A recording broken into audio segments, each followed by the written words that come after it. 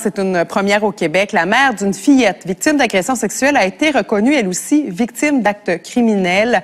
Une sordide histoire qui remonte à 2015. Mathieu Roy, 32 ans, Trois-Rivières, un ami que la famille hébergeait, a violé l'enfant de 11 ans à plusieurs reprises. Elle est tombée enceinte. Il a été reconnu coupable et a dû passer les 5 années suivantes en prison. Et la mère de la jeune victime a par la suite adopté le bébé. On en discute avec l'avocat de la famille, Maître Marc Bellemare. Alors, Maître Bellemare, on le disait d'emblée, c'est une première au Québec, la première fois qu'un parent d'une victime est reconnu lui aussi victime d'actes criminels. C'est une grande victoire, ça? Oui, dans un cas d'agression sexuelle, compte tenu que les parents n'ont pas eux-mêmes personnellement été agressés, mais que l'agresseur était un ami, bien sûr, qui était hébergé, qui agressait l'enfant à l'insu des parents, mais le juge a considéré qu'il y avait quand même une proximité suffisante entre les parents, l'agresseur.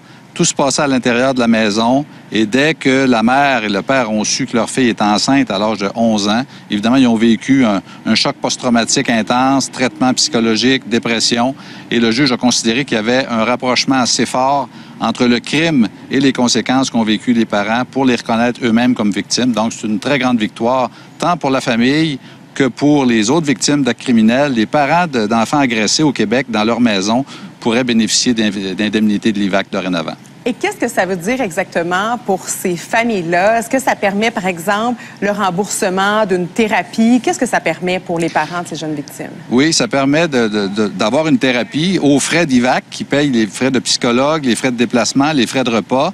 La famille, évidemment, les parents ont été traités en 2015, mais à bout de ressources financières, ont dû cesser la thérapie. Maintenant, ça va pouvoir reprendre. Il y a également du remplacement de revenus, parce que pendant ces 5 ans-là, ils n'ont pas pu travailler, s'occupaient de l'enfant, traumatisés, dépressifs, médicamentés.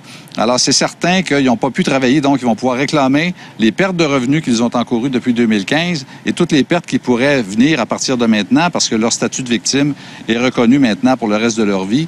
Il faut également considérer que si les parents conservent des séquelles permanentes, c'est-à-dire des problèmes à long terme au plan psychologique, et c'est vraisemblablement ce qui va se produire, ils pourraient bénéficier d'une rente mensuelle qui est versée par IVAC. C'est seulement les victimes d'actes criminels qui ont accès à ces indemnités-là. Donc, une rente mensuelle à vie correspondant au pourcentage d'incapacité qui lui-même correspond à l'intensité des symptômes. Alors, il y a quand même des bénéfices. Tant mieux. Très rapidement, là, vous avez parlé que c'était bon pour les parents des enfants qui ont été agressés sexuellement. Est-ce que ça pourrait être bon aussi éventuellement pour des parents qui ont vécu un autre drame? Je pense par exemple à la famille de Cédrica Provencher. Assez rapidement, s'il vous plaît. Oui, c'est sûr, en autant qu'il y a une proximité, comme je vous dis. Il faut être près du drame, il faut avoir vécu le drame de façon intense, rapprochement en termes de temps aussi, puis prouver l'existence d'un trouble psychologique en lien avec le crime, oui. Merci beaucoup, Maître Bellemare, donc avocat de la famille de cette fillette de 11 ans qui a eu un petit bébé. Alors, c'est quand même une bonne nouvelle pour les victimes d'actes criminels. Merci. Au revoir.